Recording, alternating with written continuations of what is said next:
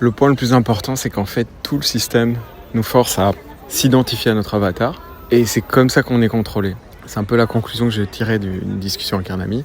Et en fait, tous les concepts secondaires, est-ce que la Terre est plate, est-ce qu'elle est ronde, finalement passent au second plan, d'où on vient, sont encore moins importants, puisque si on s'identifie à son avatar, eh bien, le système, en attaquant votre avatar, qui est lié à une certaine histoire, en fait, il peut vous retourner les uns contre les autres, potentiellement.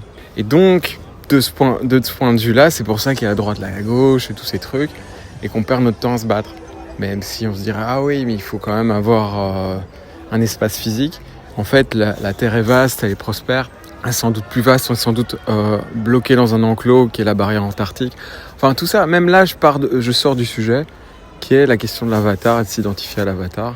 Une fois que vous êtes identifié, vous êtes cuit et vous êtes isolé, en fait. Même isolé avec un groupe, en fait. Vous êtes déjà isolé. Après, une fois qu'ils vont isoler avec le groupe, ils vous isolent individuellement. C'est pour ça que les mecs de droite sont tout seuls dans leur cave, chez leur maman. Tout a une explication logique. Et que les mecs de gauche sont ensemble, mais complètement déconnectés de la réalité. Et donc, en fait, les deux faces d'une même pièce sont sous contrôle. Je vous dis à bientôt, c'était Anthony.